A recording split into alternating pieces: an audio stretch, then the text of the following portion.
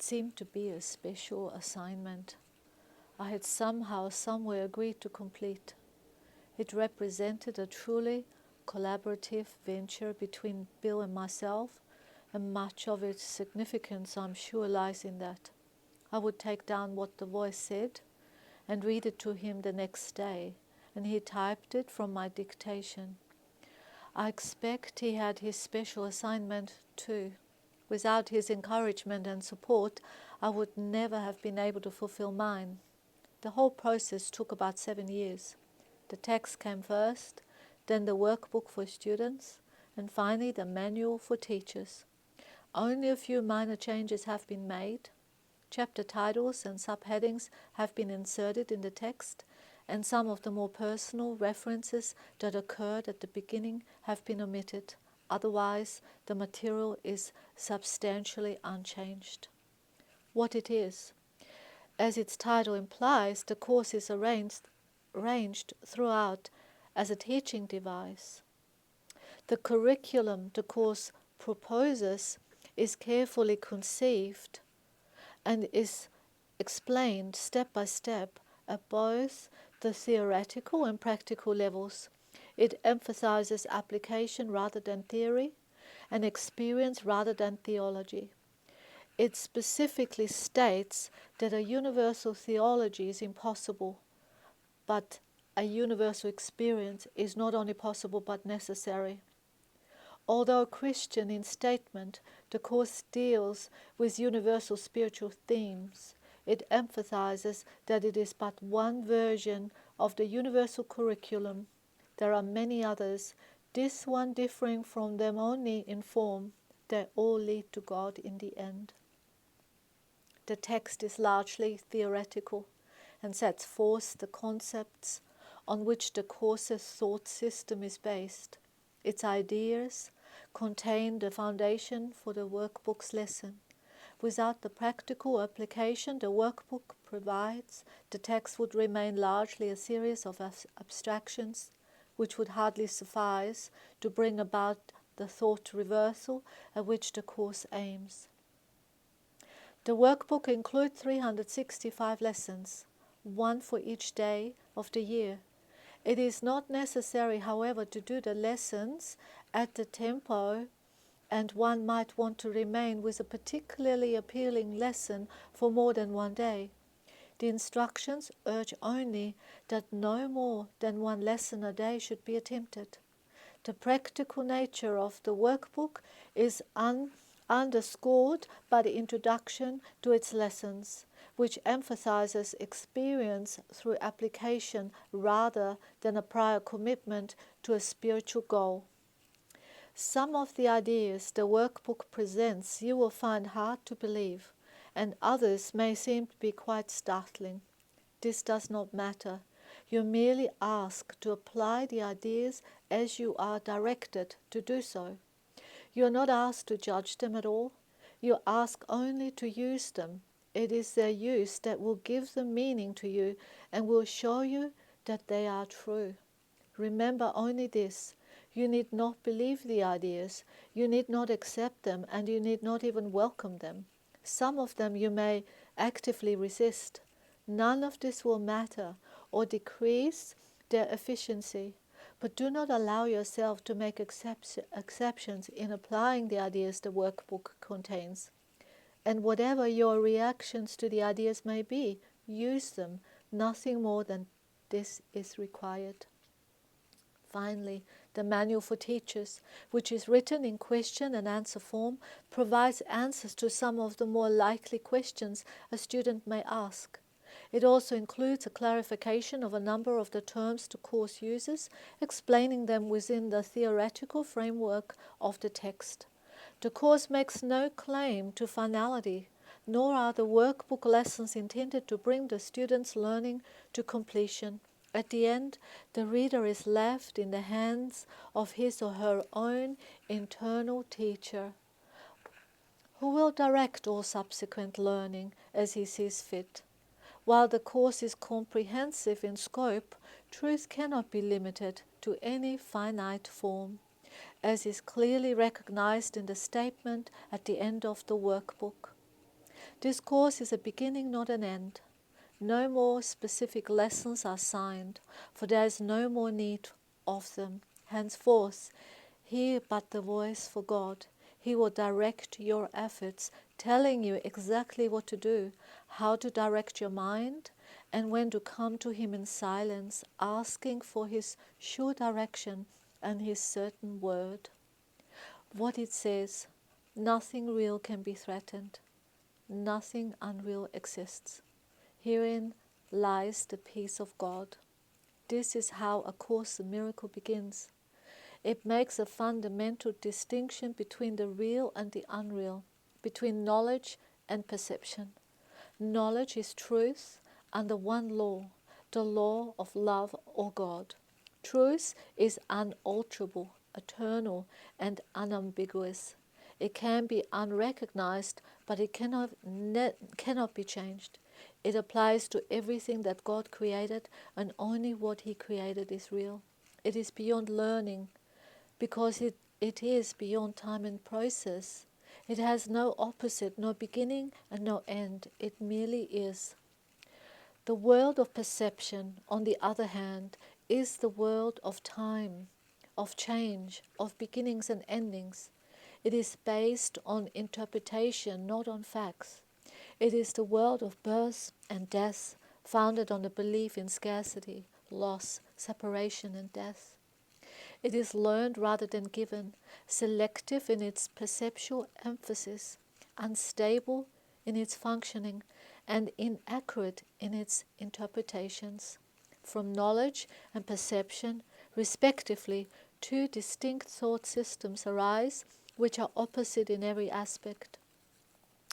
In the realm of knowledge, no thoughts exist apart from God, because God and His creation share one will. The world of perception, however, is made by the belief in opposites and separate wills, in perpetual conflict with each other and with God. What perception sees and hears appears to be real because it permits into awareness only what conforms to the wishes of the perceiver. This leads to a world of illusions, a world which needs constant defense, precisely because it is not real. When you have been caught in the world of perception, you are caught in a dream. You cannot escape without help, because everything your senses show merely witnesses to the reality of the dream. God has provided the answer, the only way out, the true helper. It is the function of His voice, His Holy Spirit, to mediate between the two worlds. He can do this because while on the one hand He knows the truth, on the other He also recognizes our illusions, but without believing in them. It is the Holy Spirit's goal to help us escape from the dream world by teaching us how to reverse our thinking and unlearn our mistakes. Forgiveness is the Holy Spirit's great learning aid in bringing this thought reversal about. However, the Course has its own definition of what forgiveness really is, just as it defines the world in its own way. The world we see merely reflects our own internal frame of reference, the dominant ideas, wishes, and emotions in our minds. Projection makes perception. We look inside first, decide the kind of world we want to see, and then project that world outside, making it the truth as we see it. We make it true by our interpretations of what it is we are seeing. If we are using perception to justify our own mistakes, our anger, our impulses to attack, our lack of love in whatever form it may take, we will see a world of evil, destruction, malice, envy, and despair. All this we must learn to forgive, not because we are being good and charitable, but because what we are seeing is not true. We have distorted the world by our twisted defenses, and they are therefore seeing what is not there. As we learn to recognize our perceptual errors, we also learn to look past them, or forgive. At the same time, we are forgiving ourselves, looking past our distorted self-concepts to the self that God created in us and us. Sin is defined as lack of love.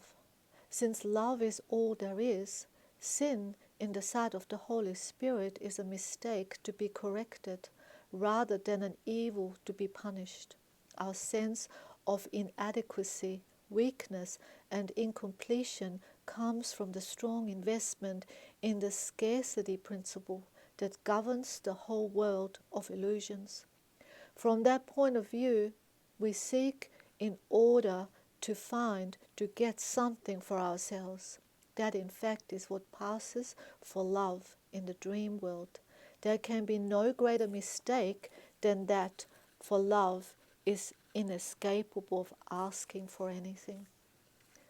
Only minds can really join, and whom God has joined, no man can put asunder. It is, however, only at the level of Christ's mind that true union is possible and has in fact never been lost.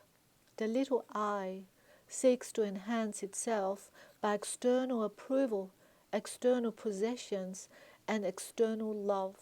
The self that God created needs nothing. It is forever complete, safe, loved, and loving. It seeks to share rather than to get, to extend rather than to project. It has no needs and wants to join with others out of their mutual awareness of abundance. The special relationships of the world are destructive, selfish, and childishly egocentric. Yet, if given to the Holy Spirit, these relationships can become the holiest things on earth, the miracles that point the way to the return to heaven. The world uses its special relationships as a final weapon of exclusion and a demonstration of separateness. The Holy Spirit transforms them into perfect lessons in forgiveness and in awakening from the dream. Each one is an opportunity to let perceptions be healed and errors corrected.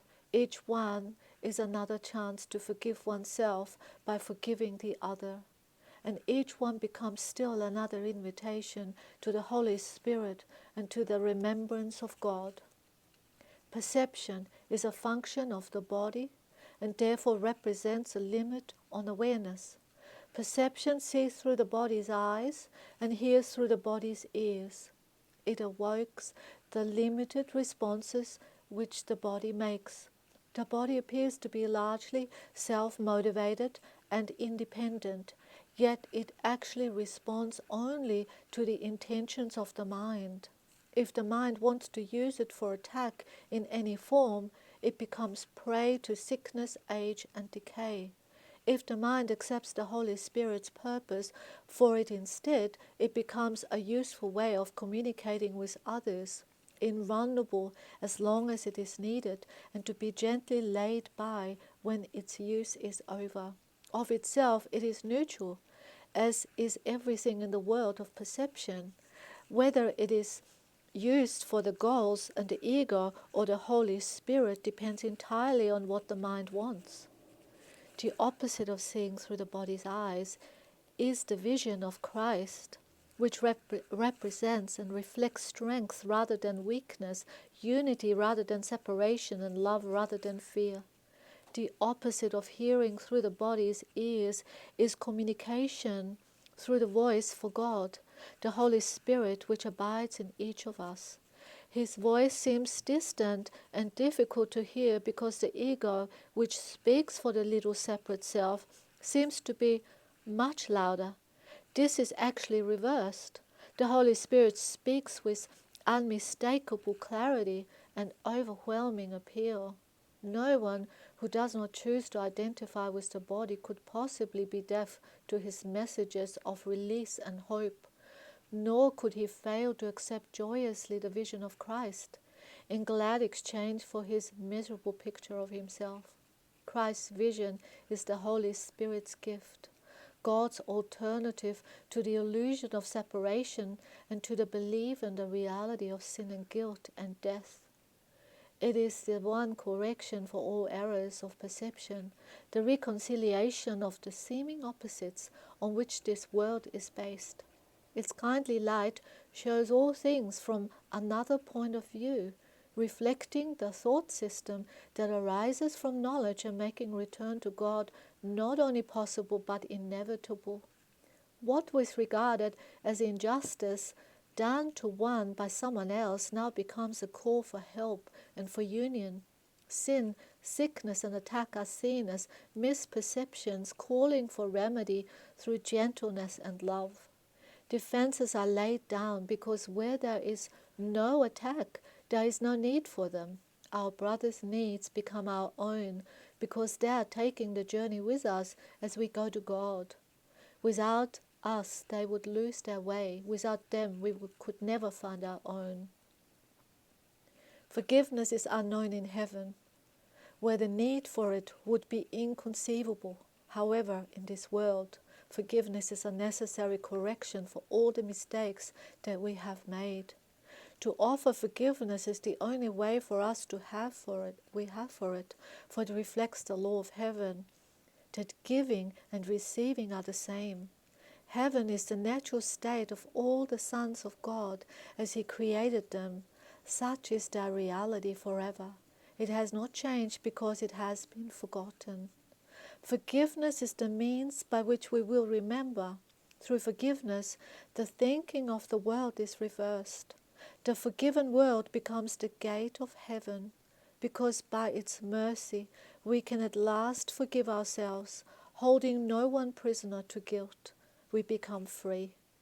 Acknowledging Christ in all our brothers, we recognize His presence in ourselves. Forgetting all our misperceptions, and with nothing from the past to hold us back, we can remember God. Beyond this, learning cannot go. When we are ready, God Himself will take the final step in our return to Him.